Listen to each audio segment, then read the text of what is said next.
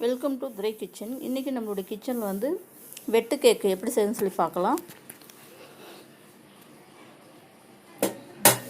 இது வந்து நம்ம 2 முட்டை வந்து உடச்சி ஊற்றிக்கலாம்.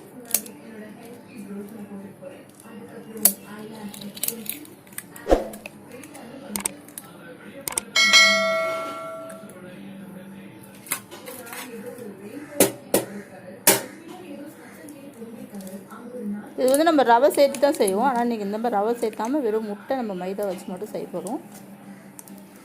2 முட்டை நல்லா உடச்சி ஊற்றிக்கிட்டு இது வந்து நல்லா ஒரு விஸ்கு வச்சு நல்லா அடிச்சிக்கலாம்.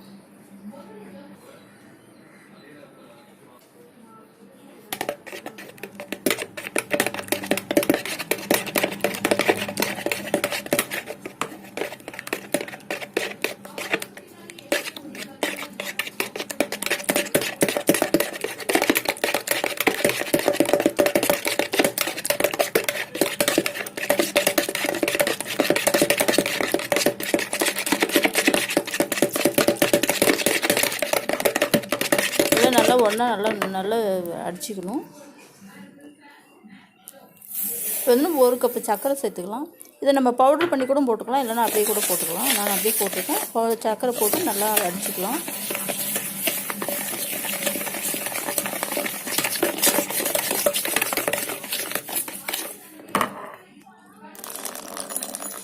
ஒரு 2 டேபிள் ஸ்பூன் அளவுக்கு நம்ம எண்ணெய் போட்டுக்கலாம்.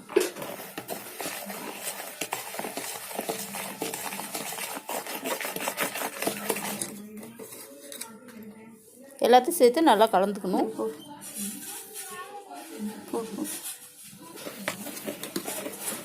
ஒரு 1/4 டீஸ்பூன் அளவுக்கு நம்ம பேக்கிங் பவுடர் சேர்த்துக்கலாம்.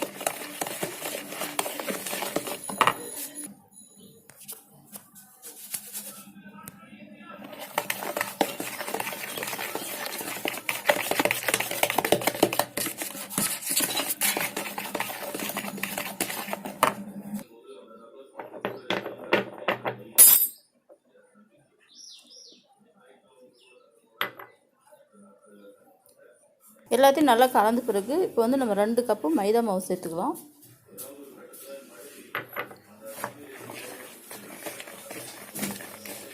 மாவு போட்டு நல்லா கலந்துக்கணும். தண்ணி எதுவும் விடக்கூடாது. இப்போ நம்ம இந்த முட்டை, இந்த சக்கரை, அந்த இதில் இருக்கிற நம்ம அதுவே போதும். நல்லா கலந்து விட்டுக்கணும்.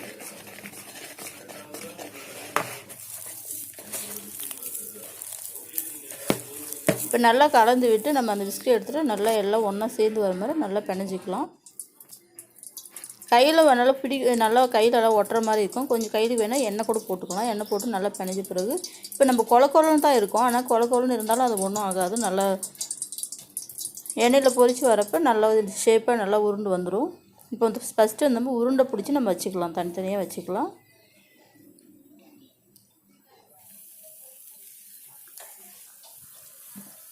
இப்போ வந்து எண்ணெய் காய வச்சுக்கலாம். ஒரு கடாயில் எண்ணெய் காய வச்சுக்கலாம். இப்போ காய்ஞ்சிருச்சு. இது வந்து வேக வைக்கிறப்ப மிதமான தீயில் தான் வேக வைக்கணும். அதிகமான தீயில் வச்சோமா ரொம்ப மேலே வெந்துடும், உள்ளே வேகாமல் இருக்கும். அதனால் இது சிம்மில் வச்சு நல்லா வேக வச்சுக்கலாம். பாருங்கள், நம்ம செஞ்ச வெட்டு கேக் வந்து ரெடி ஆயிடுச்சு. இந்த கேக்கு வந்து நல்லா சாஃப்டாக நல்லாயிருக்கும். நம்ம ரவை போட்டு செய்கிற மாதிரி அதே மாதிரி நல்லா சூப்பராக சாஃப்டாக இருக்கும்.